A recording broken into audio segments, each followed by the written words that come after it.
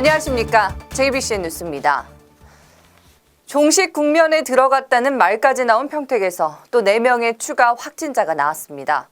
메르스 거점병원으로 지정된 평택 굿모닝 병원에서 3명, 나머지 1명은 경찰관인데 아직까진 감염 경로가 정확히 파악되지 않고 있지만 평택 박예병원일 것으로 추정되고 있습니다. 현재 평택에서만 자택격리 대상자가 282명인 것으로 파악되고 있습니다. 이들에 대한 관리, 또 행정력은 제대로 이루어지고 있을까요? 부실 그 자체였습니다. 집중 취재 정태석 기자입니다.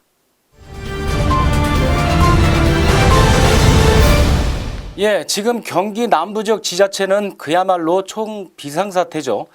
확진 환자뿐만 아니라 자택 격리자에 대한 관리 때문인데 이 소독제와 마스크, 심지어 생필품 보급에 모든 행정력을 가동하고 있는데요. 우선 화면부터 보시겠습니다. 주민들이 좀 안심하실 수 있도록 하는 그런 안내 방송도 지금 계획하고 있습니다. 그래서 자택 관리자를 더 차단시키고 하기 위해서 1일 4회를 밀착 담당 공무원제를 지정을 해서 밀착 감시를 하고 있습니다. 혼자 가택격리된 분들이 생활에 상당한 불편을 호소하고 계셔서 저희가 생필품을 준비를 해서 배부를 금일부터 시작을 했습니다. 첫 메르스 환자가 발생한 평택도 지금 전쟁터 수준입니다. 그렇다면 자택 관리자에 대한 관리는 어떨까요?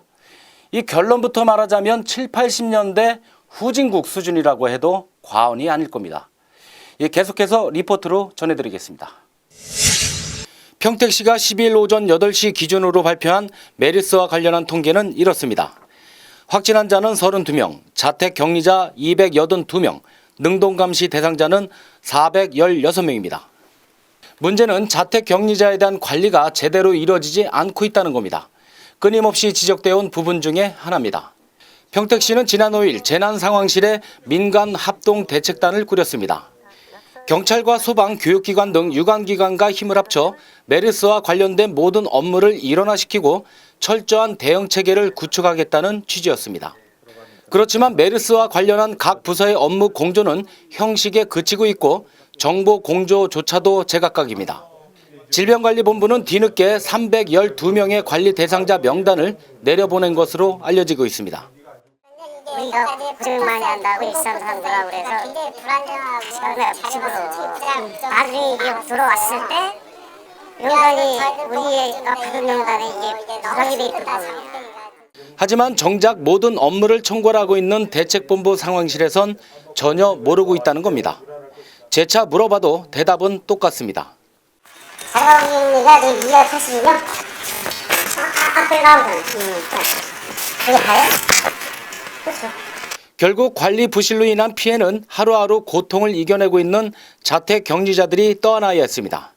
생필품은 뒤늦게 보급됐고 이마저도 수차례 항의 전화를 걸어야만 했습니다. 보건당국에선 확인 전화조차 하지 않았습니다. 그런 집에서 직원들 하나하나까지는 잘 관리가 안 된 건 사실이에요. 생필품이나 전화나 여러 가지가.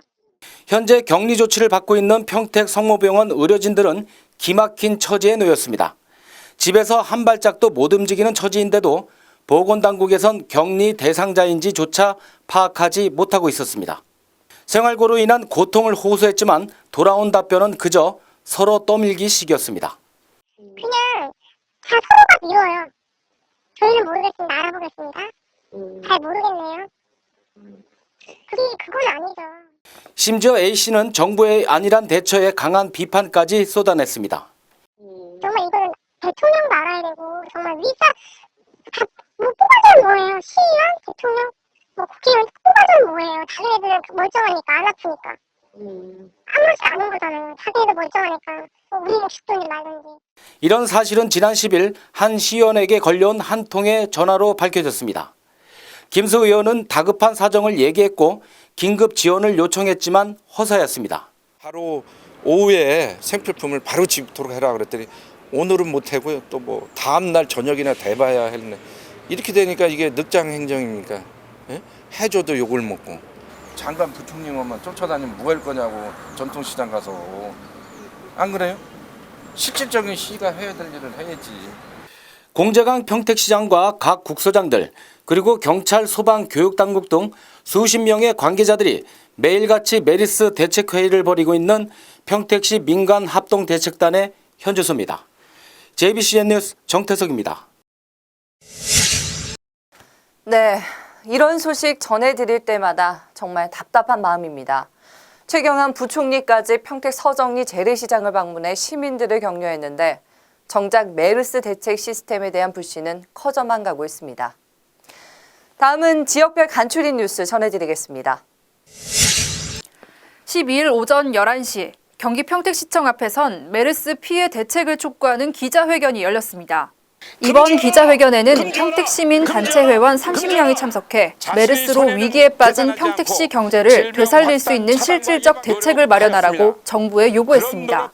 이들은 또 질병 대처 매뉴얼을 체계적으로 재정비해 제2의 메르스 사태를 방지하고 2주 이상 문을 닫아 파탄에 이른 학원가도 소상공인과 같은 지원책을 호소했습니다.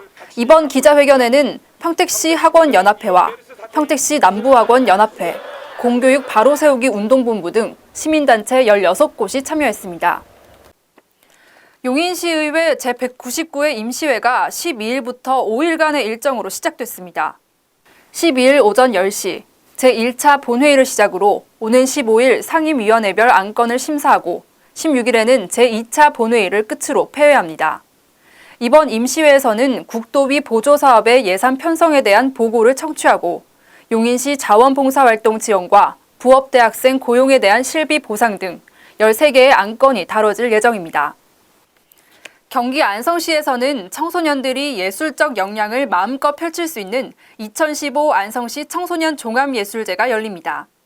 안성시민회관 대강당에서 다음 달 10일부터 이틀간 개최되는 이번 경연은 음악과 무용, 사물놀이, 문학 등 4개 부문 16개 종목으로 진행됩니다. 참가 대상은 관내 초중고 재학생이면 누구나 가능하며 학교장이나 청소년 단체의 추천을 받아 오는 15일부터 30일까지 신청하면 됩니다.